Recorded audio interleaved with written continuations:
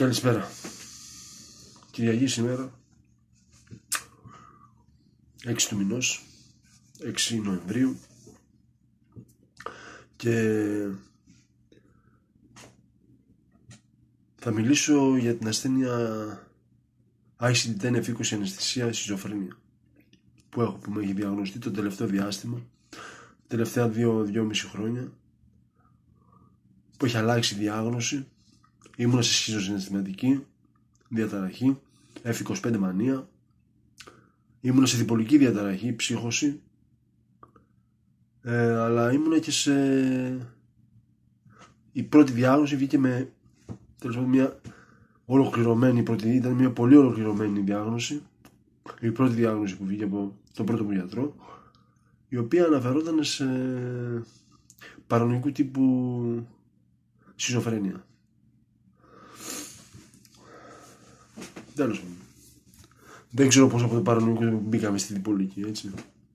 Δηλαδή θα έπρεπε να υπήρχε φάκελος ο οποίος να έγραφε ακριβώς τα συμπτώματα, τις ιδέες και όλα αυτά τα οποία είχα περάσει, για να μπορούσαν να με βγάλουν σχιζοφρένεια ξανά, γιατί δεν υπάρχει διπολική διαταραχή.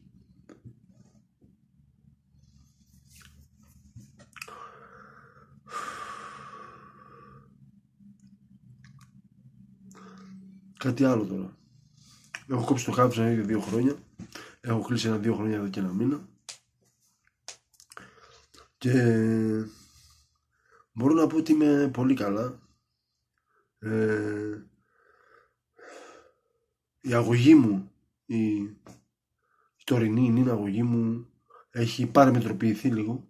Έχουμε κόψει τα Sandix, έχουμε ελαττώσει τα Leponex και έχουμε προσθέσει το Abilify. Το Abilify το έχουμε προσθέσει εδώ και 5-6 μήνες νομίζω.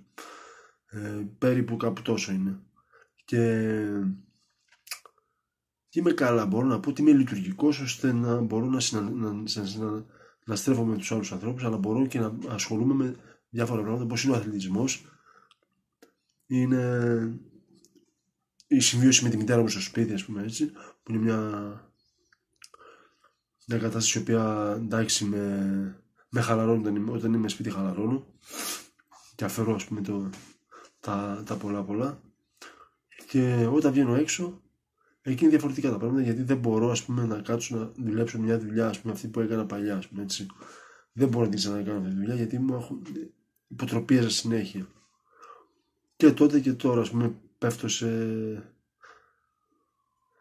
υποτροπιάζω, δηλαδή έχω ανησυχίες και δεν το περιμένω, ας πούμε, έτσι, και με τον τρόπο που φέρνω και τον τρόπο που λειτουργούν κάποιοι, έτσι. Τέλος πάντων, αυτό συνέβαινε από παλιά, αλλά δεν το... νόμιζα ότι ο κόσμος είναι... τέλος πάντων, εντάξει. Τώρα είμαι καλά, εντάξει, είμαι καλά, θα μπορώ να πω. Και ότι οι ανησυχίες που έχω μπορώ κάπως να τις παλέψω, έτσι. Και ότι μπορώ να τις διαχειριστώ, ας πούμε, έτσι, κατάλληλα. Αλλά βέβαια πάντα με την προσθήκη φαρμάκων. Δεν κόβουμε φάρμακα. Δηλαδή λέμε ότι, ας πούμε, εντάξει, δεν πάει άλλο, δεν είμαι καλά, ούτε κάνουμε τα φάρμακα, κόβουμε τα φάρμακα. Αλλά μπορώ να πω ότι να τώρα σε μισή ώρα, 1 ώρα θα πάω τα φάρμακά μου. Μπορώ να πω ότι με τα φάρμακα γίνεσαι πιο λειτουργικός, ας πούμε, και ότι χαλαρώνεις λίγο, αφαίρεις κάποιες σκέψεις, κάποιες ιδέες, ας πούμε, ότι αναθεωρείς κάποιες απόψεις σχετικά με την σχετικά γενικά με την αναθεώρηση, γενικά φέρνεις καινούργιες ιδέες στο μυαλό σου, ας πούμε, γενικά με τα πράγματα που συμβαίνουν έξω, έτσι. Εγώ μπορώ να αλλάξω, δηλαδή, 1000 διαφορετικές απόψεις σε ένα πράγμα, ας πούμε, έτσι. Μπορώ να το κοιτάξω με διαφορετική οπτική γωνία και να αρχίζω να αντιλαμβάνομαι διαφορετικά πράγματα για ένα απλό πράγμα, ας πούμε, έτσι. Τι γίνεται και τι συμβαίνει. Πέρα από αυτό,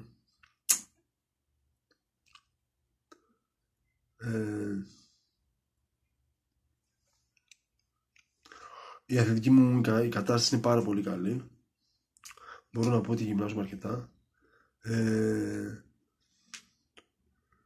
Τα λευκά αιμοσφαίρια είναι λίγο κατεβασμένα. έχω περάσει κορονοϊό, έχει 1 μήνα που ξεκόλλησα και θέλω να πω ότι η ταλαιπωρέξη είναι κάπως βαρύ φάρμακο και αυτό φαίνεται από τα λευκά, διότι είναι πολύ κατεβασμένο, είναι 5,19 ενώ οι τιμές αναφοράς είναι 4 και 11, 4 έως 11. Τέλος πάντων, εντάξει. Η οπτική ικανότητα μπορώ να πω ότι είναι κάπως οξυμένη, ενώ οι μυρωδιές και γενικά η ακουστική ικανότητα είναι πολύ έτσι συγκεντρωμένη, αλλά δεν μπορώ να τα αντισταθμίσω, ποιο με πειράζει περισσότερο ή ποιο με χαλάει λιγότερο, έτσι. Θα πω ότι οπτικά υπάρχει θέμα, υπάρχει μεγάλο θέμα, το οποίο δεν ξέρω για ποιο λόγο υπάρχει, για τον λόγο υφίσταται αυτό το θέμα με την οπτική οξύτητα.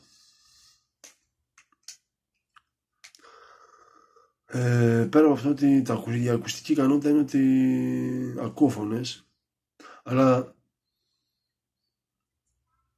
δεν τις δίνω σημασία, τις δίνω αλλά μετά τις ξεχνάω κιόλας, έτσι. Δηλαδή εγώ ένα τέτοιο πράγμα ότι ξεχνάω εύκολα, όχι οι καταστάσεις βιώσιμες από την καθημερινότητά μου ή από το παρελθόν, αλλά καταστάσεις όπως είναι οι φωνές της, ενώ την ώρα που θα τις ακούσω, ας πούμε, μπορεί να μου αλλάξουν, ας πούμε, την κατάσταση ή να με στεναχωρήσουν ή να με ανεβάσουν. Όταν τις ακούω έχω κάποιο θέμα, ας πούμε, έτσι. Ή όταν βλέπω, ας πούμε, τον κόσμο να λειτουργεί έτσι με αυτόν τον τρόπο. Το ξέρω για τον κόσμο αυτό πώς λειτουργεί, αλλά είναι θέμα της παράνοιας, είναι και αυτό. Και πιστεύω ότι με την κατάλληλη αγωγή θα μπορέσει να... Δεν ξέρω και εγώ την από εκεί που φτάσαμε, δεν ξέρω. Δηλαδή, ακόμα και με τα λεγονές να μην μπορώ να βγάλω άκρη, να μην μπορώ να βρω έναν ίσιο δρόμο, ώστε να πάω σε μια... θέλω να αφήσω το εισόδημά μου, έτσι. Δεν μου φτάνουν τα λεφτά που παίρνω. Θέλω να βρω μια δουλειά. Δεν υπάρχει δηλαδή κάποιο, ας πούμε, έτσι... Τέλος πάντων, εντάξει. Το θέμα της δουλειάς δεν...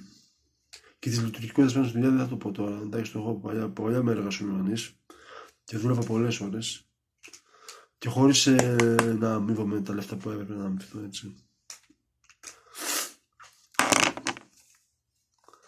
Ενώ άλλοι, εντάξει, είναι στην κοσμάρα τους και δεν ξέρω κι εγώ τι παρεδόσεις έχουν με τα αφεντικά, με αυτά τα... έτσι όπως γίνονται οι συναλλαγές έξω, έτσι. Δηλαδή, άμα σας πω τη σκέψη μου, θα πέσετε από τον μπαλκόνι. Αυτά τα ολίγα. Χαιρετώ.